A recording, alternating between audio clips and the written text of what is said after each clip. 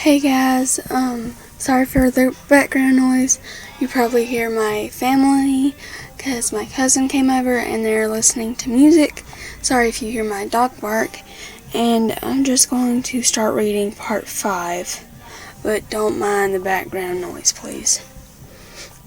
People always say you were a good listener, able to sit without interrupting and could empathize with situations outside of your own experiences. It helped you rationalize that even people who appeared perfect were still flawed, secrets or pain, sometimes becoming too much to keep to themselves. Kirishima was no different. You sat on the bench and listened intently as he recounted what was troubling him. It was humbling that he chose to talk to you about these things rather than someone else, someone he was closer to. He seemed like an honestly nice person so far. Nothing ignominious.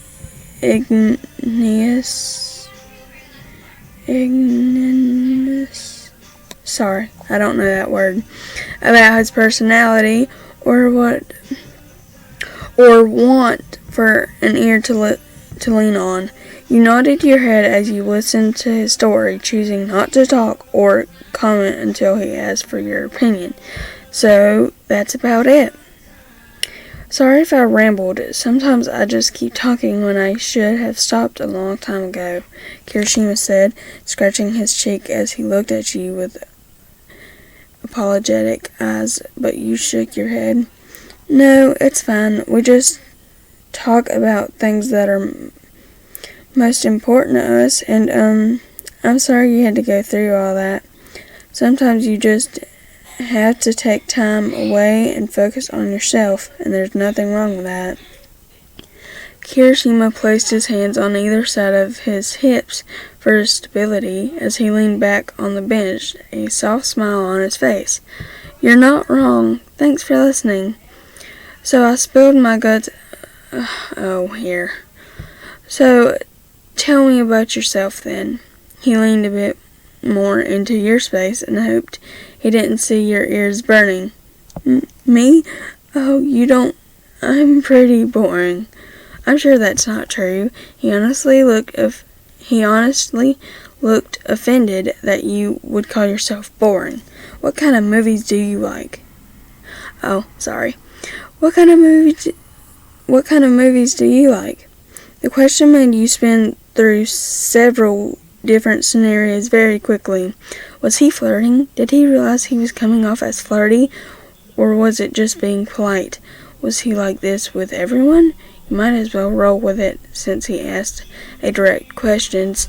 Nowhere to run this time. Well, you spouted off some titled? Sorry. You'd seen recently, some of which he enjoyed as well, so the conversation turned more even as you both talked and both listened. He was becoming easier to talk to, but your nerves still bubbled in the pit of your stomach at this unfamiliar attention. Suddenly his name was called on the other side of the gym. You both looked over to see 3 of his friends, you assumed, calling out to him as they headed towards the doors. Crap. What time is it? I gotta go, he said, checking the time on his phone as he stood up. We'll finish up the conversation next time. Have a good night.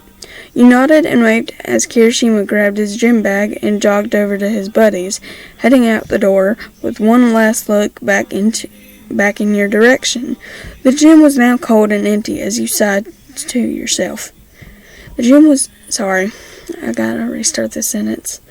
The gym was now cold and empty as you sighed to yourself. He was just being nice. He never liked me. Okay, sorry for the music in the background. They're listening to some kind of music. And that is the end of part 5. I will publish this when I can, and so sorry for my bad stuttering. I have social anxiety, so that doesn't go well with me recording myself and knowing that people will watch it. Bye guys.